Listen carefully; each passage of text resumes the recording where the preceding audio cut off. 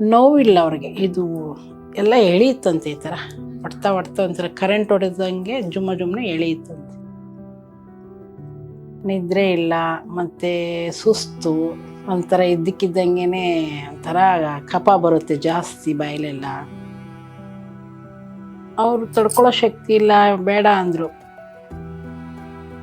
ಇದು ಎದೆ ನೋವು, ಇದು ಅನ್ನ ಸಿಗಾಕೊಳ್ಳುತ್ತೆ, ಒತ್ತುತ್ತದೆ ಅನ್ನೋದೊಂದು ಬಿಟ್ಟರೆ ಇನ್ನೇನಿಲ್ಲ ಅವ್ರಿಗೆ ಊಟ ತಿನ್ನೋಕ್ಕಾಯ್ತಾ ಇಲ್ಲ, ಮತ್ತು ಬ್ಲಡ್ ವಾಮಿಟ್ ಆಗುತ್ತೆ, ಮತ್ತು ಬೆನ್ನು ಹೊಡೆತ.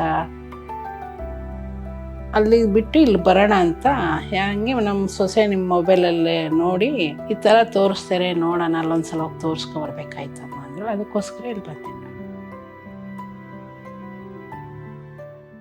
ನಮಸ್ತೆ. ಲಕ್ಷ್ಮಮ್ಮ, ಹುಲಿಯೂರು ದುರ್ಗ. ನಮ್ಮ ತಾಯಿ ಜಾನಕಮ್ಮ, 80 ವರ್ಷ, 6 ತಿಂಗಳಾಯ್ತು. ಅವ್ರಿಗೆ ಅನ್ನ ತಿನ್ನಕ್ಕಾಗ್ಲಿಲ್ಲ, ಎದೆಲ್ ಸಿಗಾಕೊಂಡಂಗೆ ಆಗ್ತಿತ್ತು. ಅದನ್ನ ಮಂಡ್ಯದಲ್ಲಿ ಹೋಗಿ ಟೆಸ್ಟ್ ಮಾಡಿಸಿದಾಗ ಅವರು ಕ್ಯಾನ್ಸರ್ ಅಂತ ಹೇಳಿದ್ರು. ಅಲ್ಲೋದ್ವಿ, ಎಲ್ಲ ಚೆಕಪ್ ಮಾಡಿದ್ರು.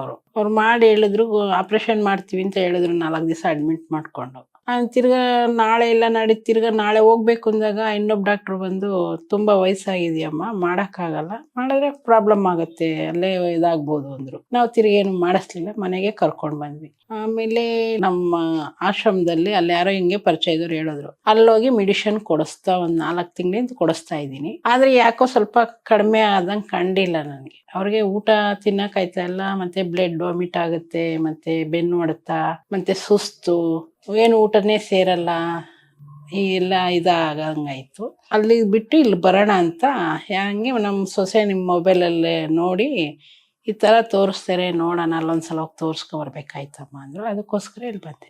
ಅವ್ರಿಗೆ ಏನು ಸಮಸ್ಯೆ ಇರಲಿಲ್ಲ. ಇದು ಎದೆ ನೋವು, ಇದು ಅನ್ನ ಸಿಗಾಕೊಳ್ಳುತ್ತೆ, ಒತ್ತುತ್ತದೆ ಅನ್ನೋದೊಂದು ಬಿಟ್ಟರೆ ಇನ್ನೇನಿಲ್ಲ ಅವ್ರು ಎಲ್ಲಡಿಕೆ ತಿನ್ನಲ್ಲ, ಏನೊಂದು ಇದಿಲ್ಲ. ಅವ್ರು ಏನಿದ್ರು ಊಟ, ಕಾಫಿ, ಟೀ ಇಷ್ಟು ಬಿಟ್ರೆ ಇನ್ನು ಅವ್ರು ಯಾವುದೂ ಹಿಂಗೆ ಎಲ್ಲಡಿಕೆ ಅಂತಿಲ್ಲ. ಮೊಟ್ಟೆ ಮತ್ತೆ ಮಟನ್, ಚಿಕನ್ ಇದು ಇಷ್ಟು ಮಾತ್ರ ತಿಂತಿದ್ರು. ಅದು ಬಿಟ್ರೆ ಇನ್ನೇನು ತಿಂತಿಲ್ಲ.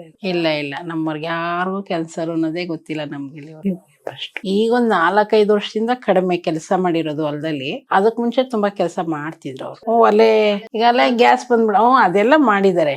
ಈಗ ಒಂದು 4-5 ವರ್ಷದಿಂದ ಗ್ಯಾಸ್. ಅದಕ್ ಮುಂಚೆ ಒಲೆಯಲ್ಲೇ ಮಾಡ್ತಿದ್ದು. ಈಗ್ಲೂ ಅಂಡೆ ಒಲೆಯಲ್ಲೇ ನೀರ್ ಕಾಯಿಸೋದು ಅಮ್ಮ. ಈಗ್ಲೂ ಅದನ್ನಲ್ಲೇ ಸ್ನಾನ ಮಾಡೋದು. ಬೇರೆ ಎಲ್ಲೂ ಕೊಡ್ಸಿಲ್ಲ ನಾವು. ಕ್ಯಾನ್ಸರ್ ಹಾಸ್ಪಿಟ್ಲಿಗೆ ಯಾವತ್ತು ಆಗಲ್ಲ ಅಂದ್ರು, ಅವರು ಕರೆಂಟ್ ಕೊಡ್ಸಿ ಅಂದ್ರು. ಅವ್ರು ತಡ್ಕೊಳ್ಳೋ ಶಕ್ತಿ ಇಲ್ಲ, ಬೇಡ ಅಂದ್ರು. ಬೇರೆ ನಮ್ಮವ್ರ ರಿಲೇಷನ್ ಅವ್ರೊಬ್ರು ಕೊಡಿಸ್ಕೊಂಡಿದ್ರು, ಅವ್ರಿಗೆ ಹುಷಾರಿಲ್ದೇನೆ. ಬೇಡ, ಅಮ್ಮನ ಕೈಲಿ ತಡ್ಕೊಳಕ್ಕಾಗಲ್ಲ, ಇರೋ ಅಷ್ಟು ದಿವಸ ಹಿಂಗೆ ಊಟ ಗಿಟ ಕೊಡಿ, ಯಾಕೆ ಸುಮ್ಮನೆ ಇದು ಮಾಡ್ತೀರಾ ಅಂದ್ರು. ನಾವು ಮಕ್ಕಳು, ನನ್ನ ತಮ್ಮ ಎಲ್ಲಾನು ನೋಡ್ಕೊಂತೀವಿ. ಈಗ ಒಬ್ಬರೇ ನನ್ನ ತಮ್ಮನ ಜೊತೆಲೇ ಇರೋದಮ್ಮ.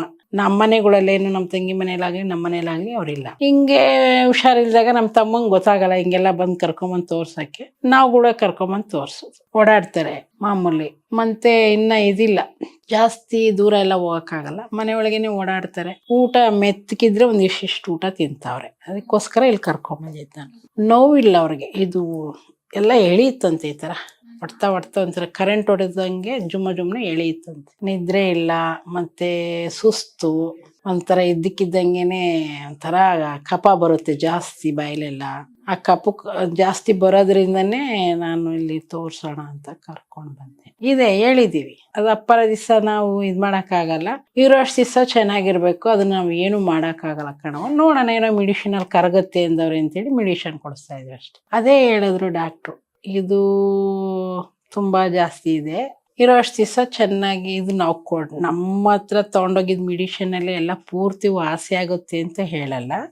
ಸ್ವಲ್ಪ ಕಡಿಮೆ ಆಗುತ್ತೆ, ಆದ್ರೆ ಸ್ವಲ್ಪ ದಿವಸ ವೆಯ್ಟ್ ಮಾಡಬೇಕು. ಮತ್ತೆ ಇಷ್ಟು ದಪ್ಪ ಇರೋದು ಸ್ವಲ್ಪ ಸಣ್ಣಗೆ ಬರುತ್ತೆ, ಪೂರ್ತಿ ಹೊಂಟೋಗಲ್ಲ. ಆದಷ್ಟು ಬೇಗ ನೀವು ಮೆಡಿಷನ್ ಕೊಡಿಸಿ ಇದನ್ನ ಕಂಟ್ರೋಲ್ ಮಾಡಿ ನೋಡೋಣ, ಊಟ ತಿನ್ನಂಗೆಲ್ಲ ಆಗತ್ತೆ ಅಂತ ಹೇಳಿದ್ದಾರೆ. ಅದೇ ನೋಡೋಣ, ದೇವ್ರ ಮೇಲೆ ನಮ್ದೇನಿಲ್ಲ, ಎಲ್ಲ ದೇವ್ರ ಇಚ್ಛೆ. ನೋಡೋಣ, ಚೆನ್ನಾಗಾದ್ರೆ ಸಾಕಲ್ವಾ. ಊಟ ಮಾಡ್ಕೊಂಡು ಅವ್ರು ತಿರ್ಗಾಡಂಗಿದ್ಬಿಟ್ರೆ ಸಾಕು. ಇಲ್ಲ ಅಂದ್ರೆ ಏನು ಕೊಡ್ಸಕ್ ಹೋಗ್ತೀರಾ, ಅಯ್ಯೋ ಬಿಡು ಇನ್ ಯಾವತ್ತಿದ್ರು ಹಿಂಗೆ ಅನ್ನೋಕ್ಕಿಂತ ಏನೋ ಒಂದು 4 ದಿವಸ ಚೆನ್ನಾಗಿರ್ಲಿ ಇನ್ನೂ ಆಸೆ ನಮ್ಗಿದೆ.